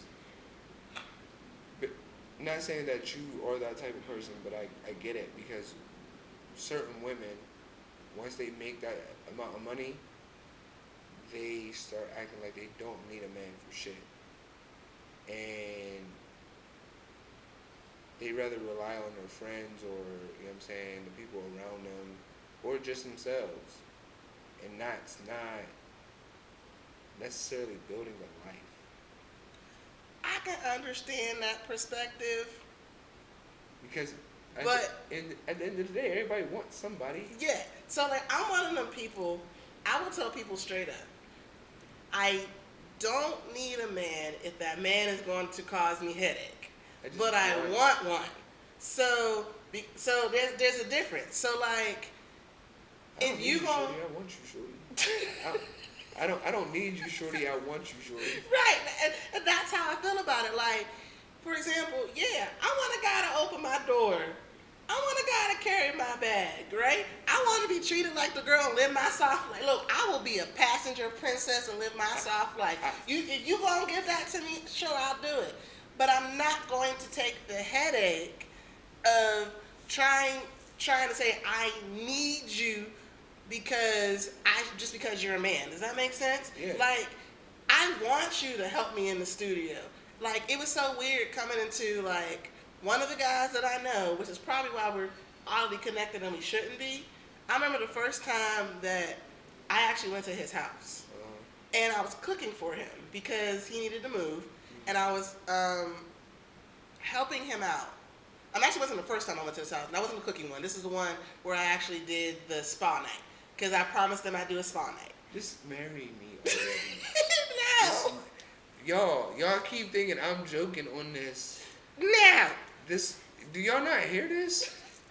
So, okay, so I'm known for my spa night. So I did my spa night, right? And he actually fussed at me because I was struggling to get some of the stuff out the car. Mm-hmm. And he goes, why didn't you call me to help you get the stuff out the car? Because I still had a few things to get out the car. Yeah, that would have pissed me off too. But the problem was I had a relationship. And I wasn't used to somebody or expecting somebody to help me get the stuff out the car, right? I'm a man now. I'm a man, and you're the woman I'm pursuing. So if you have stuff that is going on as your man or as someone courting you, I should be able to step up. Fair exchange is not robbery. Yeah. So when he said that, I was like, oh, it reminded me to be a girl again. Like, you know what I mean? I was so used to being so masculine. And I didn't want to. Here's the thing. I don't want to be the man. Let me live my soft life. Like I ain't gonna lie. The last relationship, the reason why I stayed with him and started talking, like I talked to him for long until he got inconsistent. I didn't even stay with him even though the sex was trash. I ain't gonna lie. It's trash. I was like, I'm just gonna help you out. I just want you to know, sir, whoever you are, I hope it is improved. That's all I'm saying. It was trash, but I was willing to stay there and help him get better, right? Mm-hmm. Like, help work with him because he actually treated me like a girl. Like, he carried my bags. He opened my door. We go to dinner. I didn't have to pay. Like, I would give a tip. See, that's the only part that I feel like I fucked up at, right? Because I didn't have the money, she did. Yeah. And I feel like if I would have had just a little bit more money or on the same level, she would have never treated me the way that she treated me. I can see that. You feel what I'm saying? I can see that in certain situations, yeah. Like, she would have never done that. And see, in my situation, we were evenly matched. Even though I still made a little bit more than he did, we were evenly matched because we're both in software, engineering, all that, whatever, right? So we were more evenly matched. And think about this, I don't mind going 50-50 on food sometimes or paying, but just the fact that he offered and said, nah, babe, I got this, right? I was more willing to try to fix the things that I didn't like. Because, like, overall, he was nice. Overall, he was a gentleman. What made me cut him off and was like, I'm just not calling you, was consistency. Because, like, I always felt like, basically it got to a point that I felt like I had to be the one to initiate the contact. Where before it was back and forth, all of a sudden I had to initiate the contact. Now, he would always answer me. So believe me, he would always answer me, talk to me, be happy to, but it was like I had to do the heavy lifting first. Yes. And I'm tired. You know what? Don't tell me you're going to call or you're going to do this and then you don't do it. And then 3 days later, I talk to you. You go, okay, I'm going to call you back. And then you call me back only because I called you that day and you were busy. And then now you're going to call me back, but you say I'm going to call you tomorrow and you don't, right? Yeah. once it became inconsistent, once I felt like I was the one that was, pulling everything, bye. I'm like, that was me in my in my first ever relationship. I pulled a lot of things along that I feel like she dragged her feet on, and now that I'm looking back at it, it's like, and two things. Now that I'm looking back at it, it's like I can see where I was pulling you in two different directions. But then also now back at my mom's crib and dealing with certain shit and having certain shit said to me, I can see why she felt the way that she felt. You can, yeah. You feel what I'm saying? I see what you're saying. Like, sometimes you can go look back at certain situation. Like I said, the most recent one, like I said, the way that, like, I let things progress was only, like, and I did things I probably wouldn't have really did. Like, for example, because he was so nice, because he was that, you know what I mean? He was filling all the void that I was missing and giving my soft light. Y'all black women be missing so much. So much. So much. It's like the dating bars in hell that when y'all actually get a nigga who cares about y'all either run from it, self-sabotage it, or like completely ruin a nigga. Well, in that scenario, I didn't do any of the three. No, I'm not saying you, but like in general, like, but the fact that I'm telling you, like, I literally, like, Brenda the Builder asses. Yeah. So, like, the fact that he was so not, like, I'm not the person. I'm sorry. Like, now, if we together, oh, you can get it. You can. If we together, you can get it. Whenever, however, right? Y'all heard that, right? And y'all heard me ask this woman to marry me like 3 different times already. I just want y'all to understand this. Y'all done seen me ask this because we supposed to be here. No. But y'all keep hearing her say no. Listen, what did he say in Love Jones? You said it ain't the right time. Well, I figured out if this time wasn't the right time, the next time wouldn't. And then if that time wasn't, then the next time after that would. And if that time wasn't, as one more time, persistence is key. Now, so going back to the story.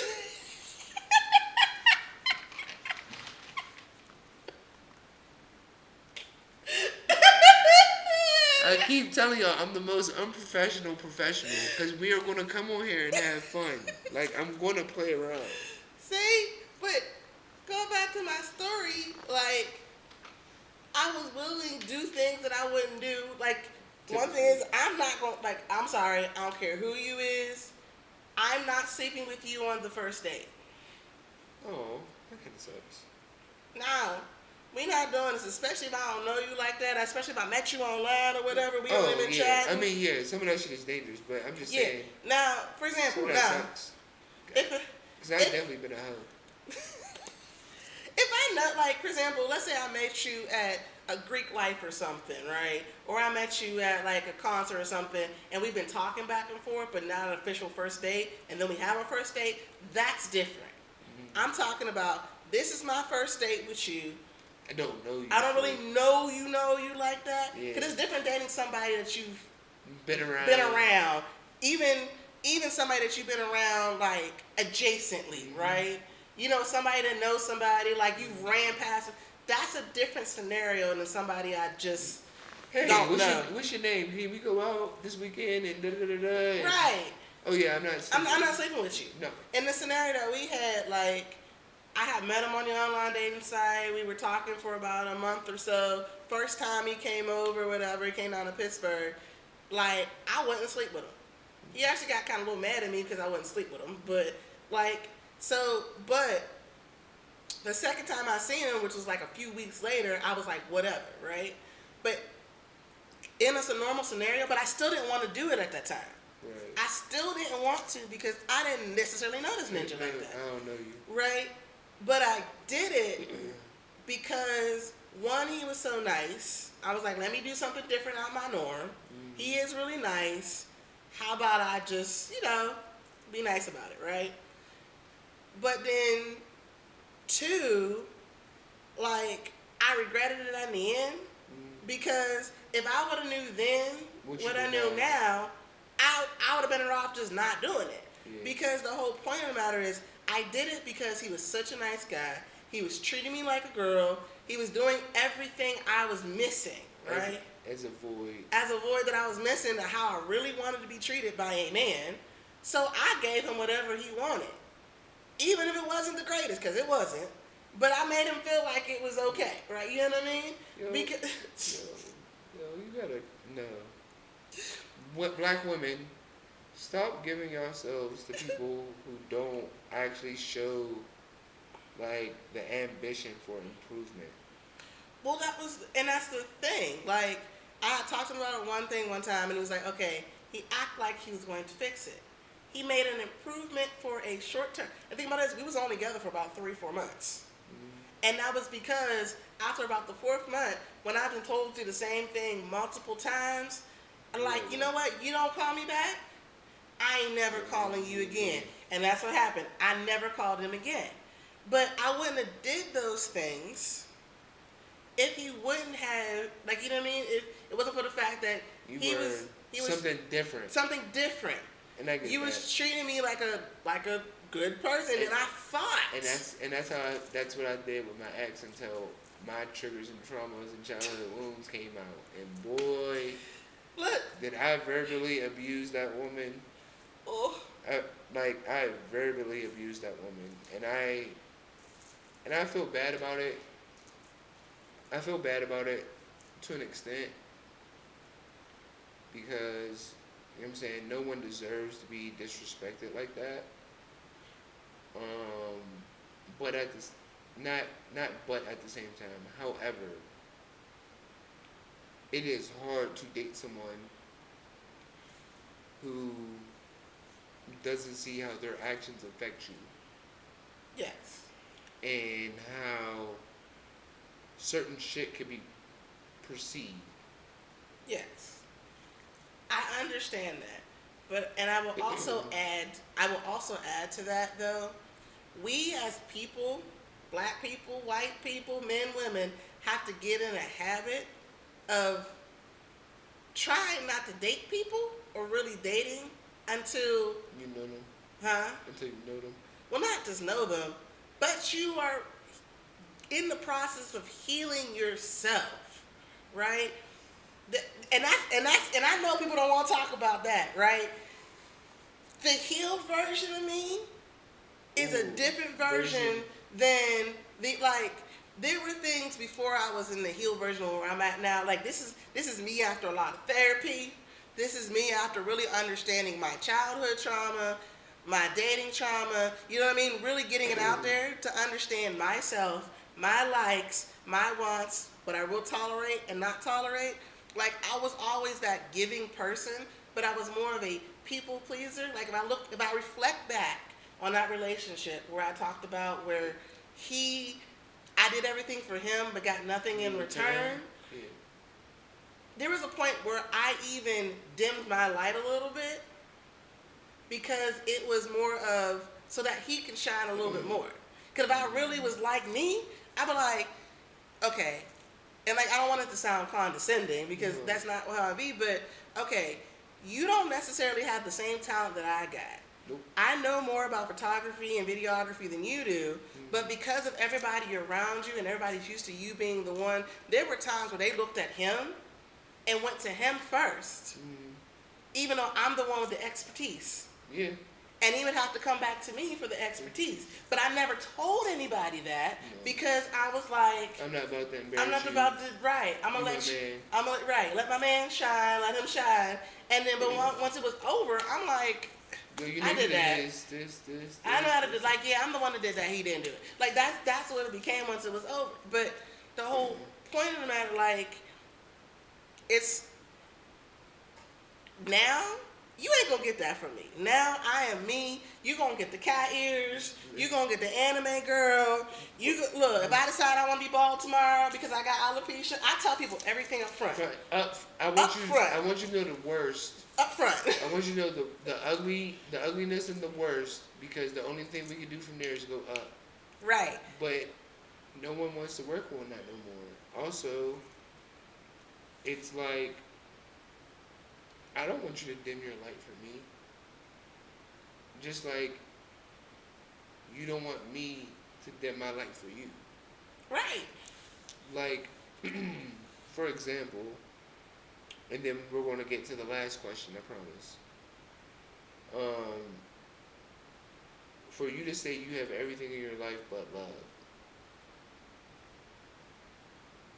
and you're saying that to the person who says, I love you, I want to marry you and have kids with you someday.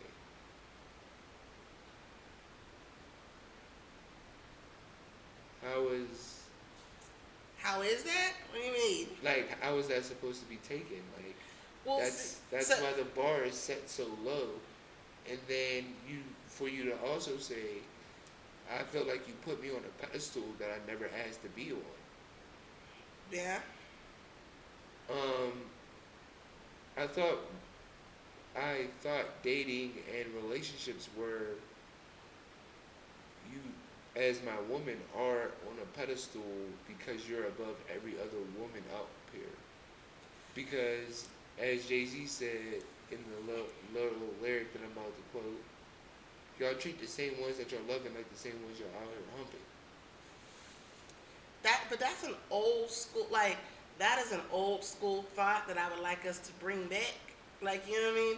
Everybody always talks about, like, it's that whole discourse about men, women, 50-50, 60-40 or whatever, right?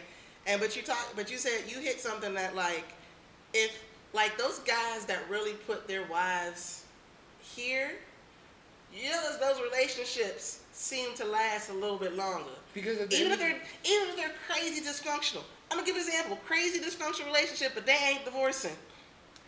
Will and Jada.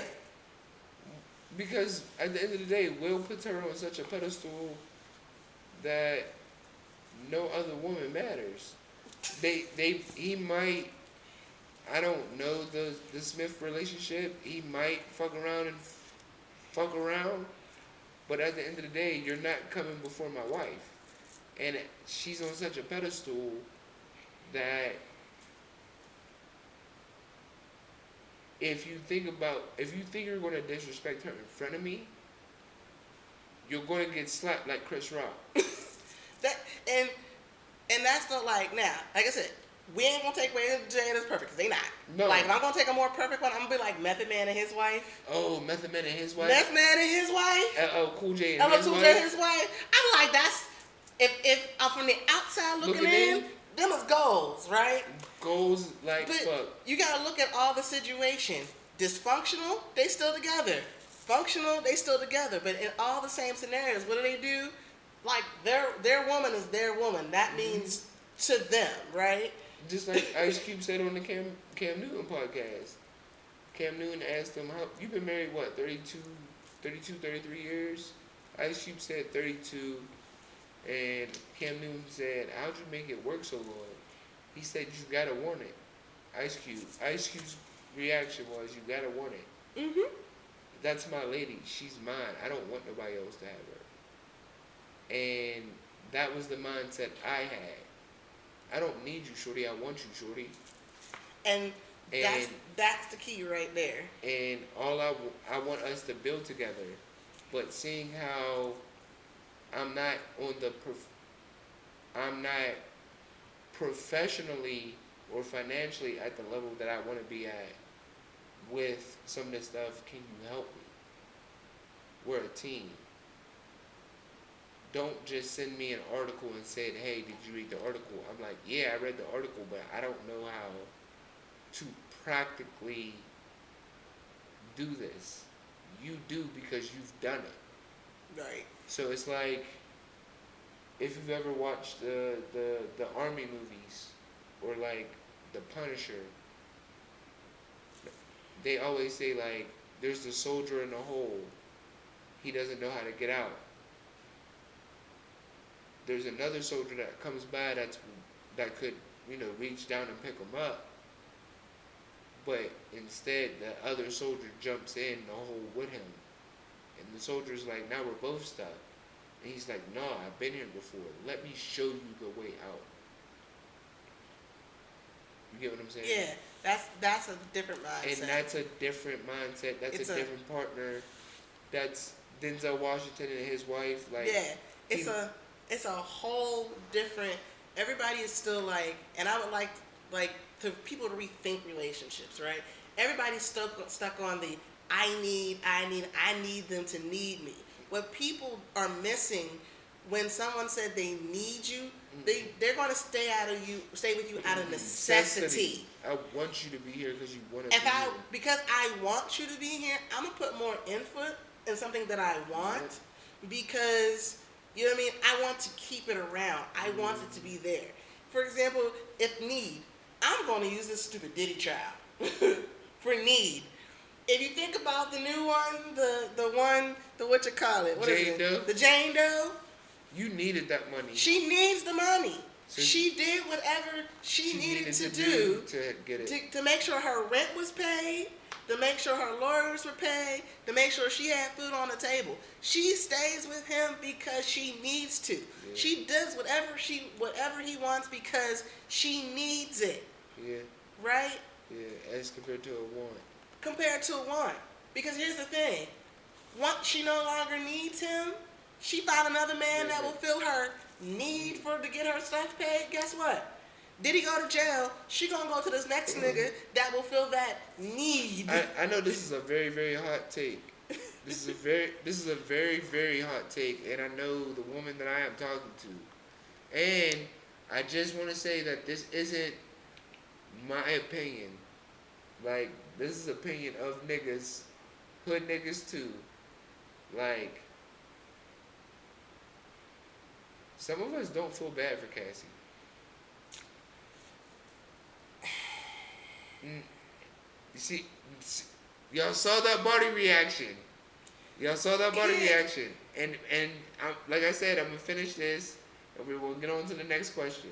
The only reason why some of us don't feel bad. Just to let y'all know, we said all of this to say that it's not just the dating pool in Pittsburgh that is trash, or tar and oil. The ocean got piss in it. It is the dating ocean that really got some toxic oil in it from a few different oil spills.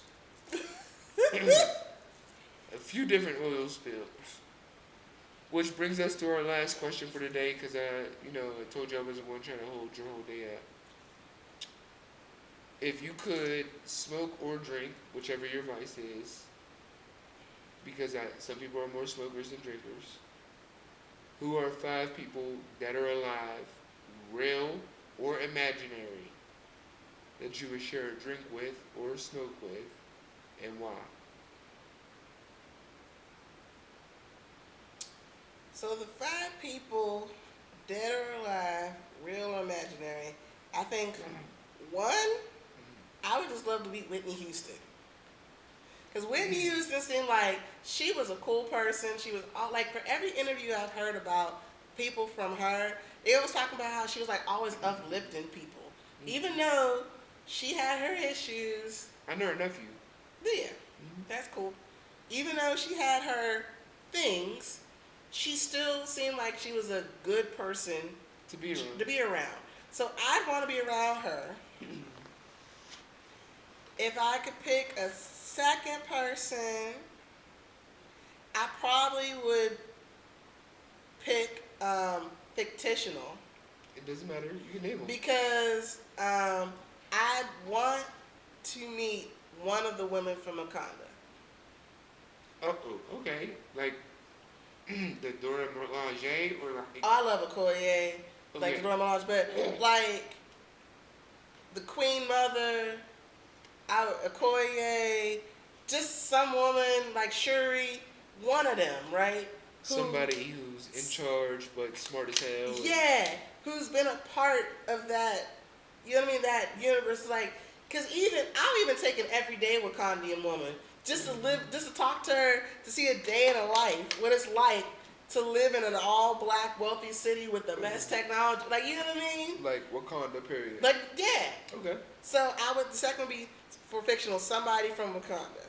A woman from Wakanda. Of a woman. Okay. Literally from Wakanda. I think my third one. Question ain't as easy as you thought it was, huh? Now, I think my third one would also be fictional. I'd like to meet Misty Knight. From Luke Cage? Misty Knight, is she? Yeah, is she Luke Cage? No, Daughters of the Dragon? she's not. No. Misty Knight is not Luke Cage. If you remember Misty Knight, she's with she's the captain, the black Captain Marvel. The daughter of the Photon is her. I think Photon is her name. Oh, okay. I keep thinking of Agatha got her own. Who was it? Agatha All Along. All Along. There you go. Yeah. Agatha All Along. If you remember, she's the black woman Yes. in the Yes. Marvel universe where what's her name? Scarlet Witch makes up her own universe and it's the black girl in it. Yeah. So she has a whole comic book series because she actually loses her arm at one point. Nope. Two different characters. Who am I thinking of? So if you're thinking of Misty Knight and she loses her arm at one point, She's the cop. that's from Luke Cage. Okay. Because she crosses over a couple of universes. So, but if you're talking about the one that is Photon, that is from Captain Marvel, Is it? I believe that is a different character. I think she has a crossover arc. Hold on. Because in one of the In the comics they might, but like in what we talking about the MCU, that is not.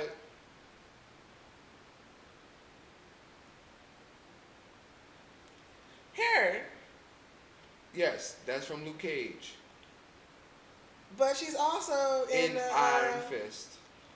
Yeah, because she's also hold on. She's mentioned in Iron Fist. Yeah, but she's also in a couple of them. And the Defenders. Partnership, Colleen, Luke Cage, Iron Fist. Mm-hmm. But she also shows up like with Tony Stark. So that goes with the iron part of it. Mm-hmm. She's also in, let's see, the Valkyrie, because I remember that. She was in the Valkyrie. Let's see, the second season of the Marvel Cinematic Universe. Hold on.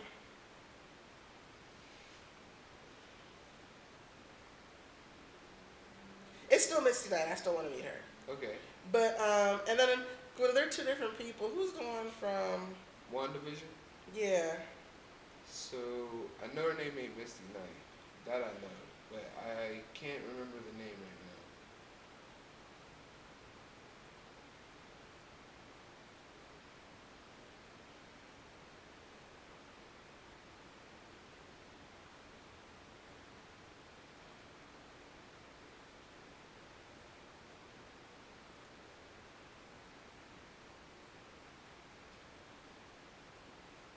That's funny. We all sit here Googling.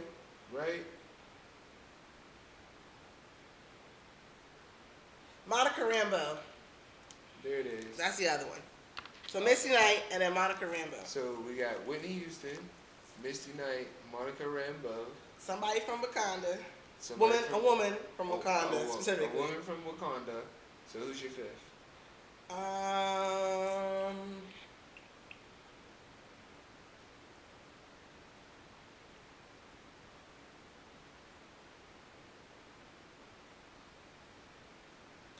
I'm gonna say Harriet Tubman. Oh, okay. That doesn't surprise me. That doesn't. Because the day and age that we live in, some of our ancestors would have shot some of these niggas. But Look, when they talking about how everybody that's what always cracks me up. How they always talking about. They was like, yeah, I use that phrase all the time. Harriet Tubman would have shot your ass and left you right there because there were plenty of people who were on the Underground Railroad that she could have freed, but she couldn't take them with them because they were still in the mindset of being slaves. Yep. So if I could meet her just to pick her brain and her strategy and see how we could apply it to today's age. Because, yeah, a couple of our ancestors would have shot these niggas already. Couple people would have been shot already. Already. They would have been shot. Okay. Well, everyone, this was the very first episode or pilot of BDM, also known as Billion Dollar Minds.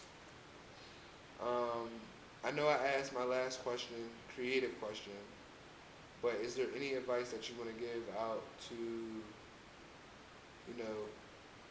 future black female entrepreneurs in Pittsburgh, or just a word of advice? I would say my word of advice is if you can think it, you can do it. Ooh, I like that. If you can think it, you can do it.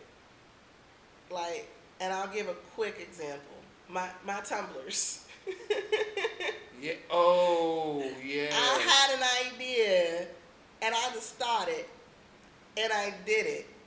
And it is now like something that people really want, right? But I'm using that as a small example. Mm-hmm. I'll use my example from earlier, me going to Duquesne. Mm-hmm. If you can think it, you can do it. I thought about I was going to get in. I said this is what I'm going to do, and I did it. So if you can think it, you can do it. That is my response. If you can think it, you can do it. And ladies and gentlemen, that is Niece Frazier for you. She is the head of Diva Doll Studios. You're more than welcome to come down here and get your headshots, get some photos, get some videography. Make sure you actually schedule with her first before you do that. Don't just try to pop up at the door because you will be denied. Look, so my Instagram is Diva Doll Photography. Also, Facebook is Diva Doll Photography. Website Diva Doll Photography because I like keeping it all on the brand. And then if you're looking for like my tumblers and stuff, shout out to my SG Rose. That Poodle Life, LYFE. We didn't even touch on that. I know. We didn't even touch on that. Look, I slyly just threw it in there. Look. We didn't even touch on that. And with this being the space that you graciously allowed me to enter and turn into a podcast. Because there's two. Be on the lookout for the Roscoe, 7 Roscoe podcast. And this one is $1 Billion Minds. We are going to tap into that, but I was thinking about that more for like, because in that case you got a Greek, a GDI, another Greek, yeah. And then like now we'll get the female Greek perspective as well. But when but for this isn't the last interview with Neicy, so the next interview we'll most likely dive into SG Row. We'll dive into what is the future for Diva Doll. Because we've hosted game nights here, things of that nature, but like launch parties, all types of stuff. So like, what's next? Like, we gonna step into the movie world. We gonna step into, you see what I'm saying? But that is for episode 2. We're not gonna ramble. I just wanted people to be introduced to Neicy, who maybe around the city don't know who you are, or haven't met you yet, or haven't realized all of the things that you offer around the city and in person. So with that, I want to say thank you for coming and sitting down with me today. It was my pleasure. And yeah, I wish you more success for 2025. Thank you, and you as well. And on that note, we are done, folks. Bye.